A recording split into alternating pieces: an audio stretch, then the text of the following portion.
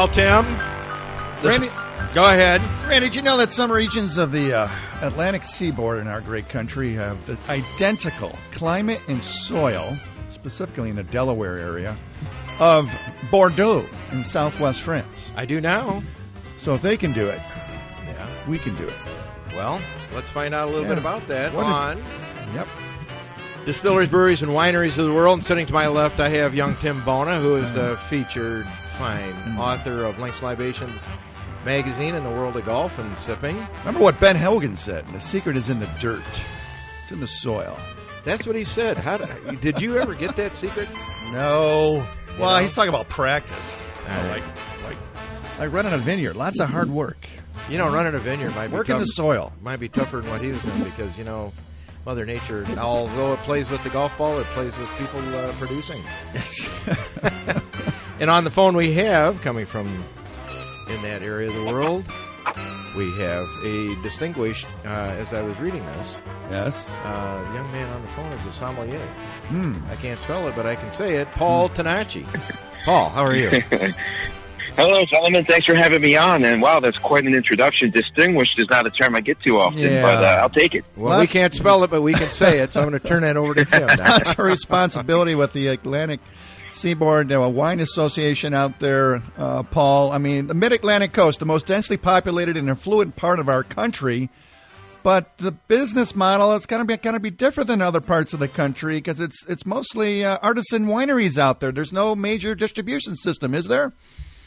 Oh, man, that's actually a fantastic question, and it's a real challenge. I mean, despite the fact that, yes, we do have such a concentration of population and wealth out here, we've basically been finding our way to a healthy industry, and there's plenty of challenges like distribution, as you pointed out, and, you know, there's plenty of forces coalescing as I speak right now to change that, but we're still, I kind of feel like we're in the Wild West, but more so, I guess the Wild East would be perhaps more appropriate, but from the standpoint of distribution, you know, there's a lot of excitement here, and there's a lot of great producers that are doing great things, and the Atlantic Seaboard Wine Association is happy to promote.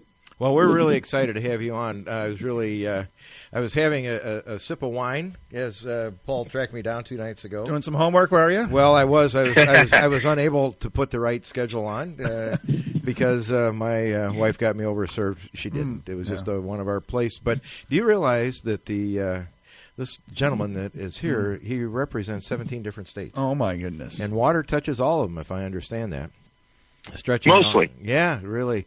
Yeah, we got like West Virginia and Pennsylvania in there too, but they're more aligned with the type of climatic stuff that we're dealing with the actual Eastern Seaboard. Yeah, that's quite a region. I think big responsibility for a young man, and in terms of what you're doing, just to explain briefly so some of the people here know, how did you go about becoming a sommelier? That's that you don't usually send away for that in a box of cereal. Well, you know, I tell you, I've been real lucky to have decided upon at a very early age I wanted to work in food and beverage in some capacity, and I drew from some family members who did some pretty cool stuff in the wine industry themselves, from being grape growers or working in the restaurant industry. I mean, I have a great uncle who was a sommelier of the 21 Club in New York City, a famous spot, well known for being kind of a speakeasy type spot, and he transformed a bunch of whiskey drinkers into like wine people. And so I actually drew a lot of influence and inspiration from this guy. His name is Mario Ricci. He's no longer with us, but I actually still have his family heirlooms. But I decided at some point post-graduation that this wine thing, from a hobby into a professional career. And, you know, it was one of the few things I could actually pick up a book and just like pour over the pages, take notes, and be like a total sponge and be excited to go learn more, like constantly. So I just connected with the stuff, and I went to a couple schools. Actually, I went to so many different wine schools because I realized I love taking wine tests. There's usually wine drinking involved, so that's usually a plus. And just fell in love with the career. So I became a somm, I want to say 2013 or 2014. Can't remember, but it's been really rewarding because a lot of people know sommelier now from movies like the documentary called Somm. They have an understanding about what it takes to be working in the wine field with a guy that's probably a little bit too nutty about wine, but just nutty enough that they can, help people in the dining room navigate the wine lists and come up with cool pairings. Paul Tonacci with the Atlantic Seaboard and Wine Association joins us this morning. Paul, great success out there on the East Coast over the last 25 years specifically. Trying to get the right grapes in the right places, but the temperature, the temperate climate, and the proximity of the mountains helps with the soil out there, doesn't it? And you put it in lots of different varieties. Yeah, that is why I use before the Wild West, because along the Eastern Seaboard there are so many climates, but and soils and all these different microorganisms that live in the soil. So there's a lot of factors that any one producer on the East Coast needs to consider when successfully choosing a vineyard site, A, and then B, coming up with the appropriate grapes. But with all the information that's being exchanged among leading institutions like Cornell, University of Maryland, Rutgers University in New Jersey, there's becoming a bit more of a consensus. But I'm actually talking to you guys from a producer in New Jersey as I speak called Bellevue Winery. And these guys have 50 different grape varieties planted in the vineyard as we speak, because they're still kind of coming about what are the appropriate grapes, which ones are going to grow. Right. And there's this whole investment standpoint that you plant the grape in the ground, or grapevine, I should say, and it's going to take a few years for it to really show signs of, is this going to work or is it not? And if it doesn't work, you got to, uproot those vines and then plant new ones and try all over again. So lots of different grapes. And trust me, guys, I could go down a rabbit hole of hybrids versus vinifera, but that's perhaps another phone call we can make in the near future. Well, we want to support your organization in the best way we can. Like we talked the other night, our Links and Libations magazine. We're going to be looking for good social media content to distribute to your folks and then down through their members, because when we have stories like that, I don't think people really understand. They pour open a nice little white wine at night, after dinner, and kids are all nestled in, and it's sort of like the evening, breather, that all of the work that goes in. I mean, you really have to understand, and Mother Nature plays such a big role, and the risk that these folks take over the years is just incredible. And you support each other out there in the 17 states. It's a rather remarkable organization. Yeah. Well, the Atlantic Seaboard Wine Association is one of the few multi-state associations of its kind.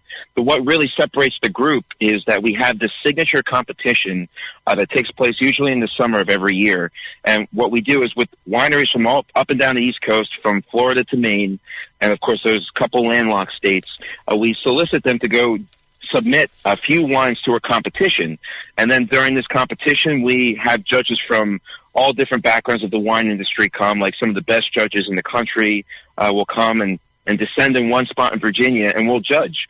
And so with the wines that come away from this competition with the best awards, then what I like to call, and maybe my other board members, hopefully they adopt this sort of nomenclature, but I like to call it like a roadshow. We bring these wines that we've selected as the award-winning, best-of-class, double golds and such on a roadshow throughout the whole country.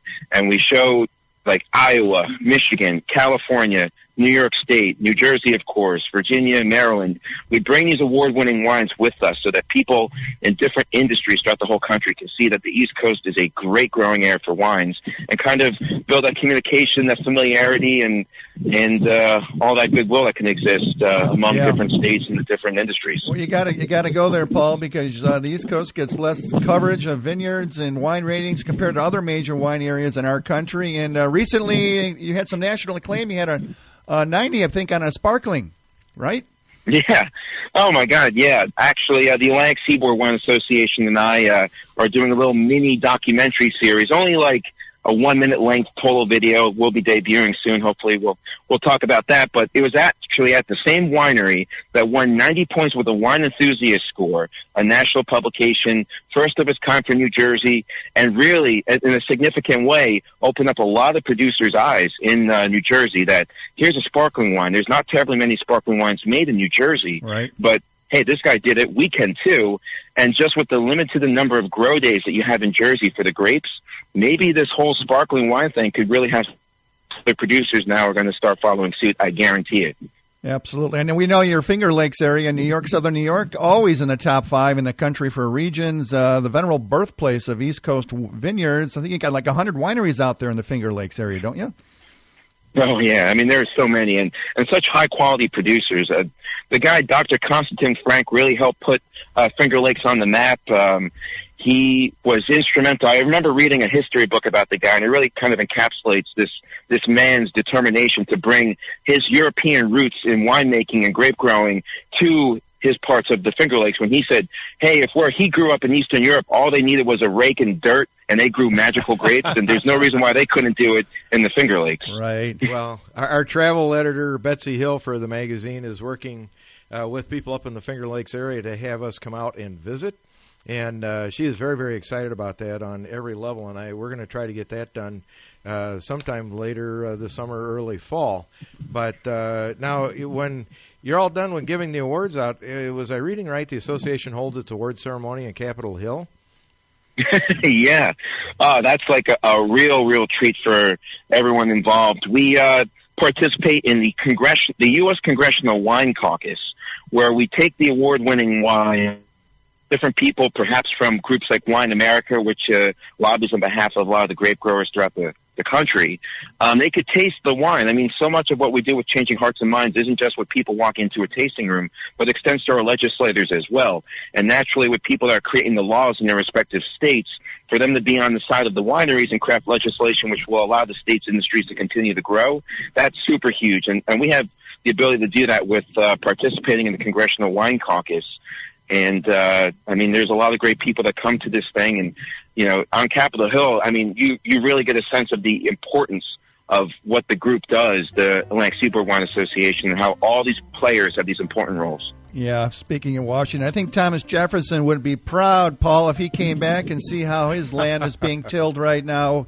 Oh, you know, Charlottesville, what a consistent track record they have out there. Oh, yeah. You know, I'm pretty sure he could never wrap his head around during his time on this earth that people could charge like $80 for a bottle of wine in Monticello. Well, you have to promise to come back on, Paul. This is a delight, and you know there's so many states.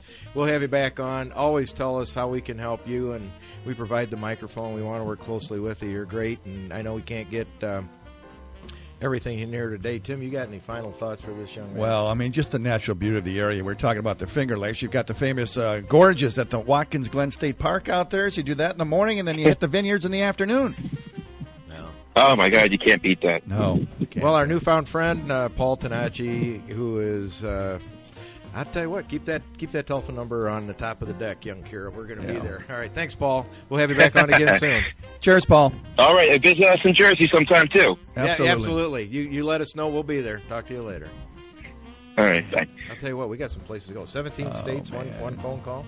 And they're all really bunched up out there. I'll tell you what, there'll be a lot Don't of have miles. far to go. There'll be a lot of miles on that SUV at the end of the week. All right, thank you. I'll talk to you later. This is the Distilleries, Breweries, Wineries of the World.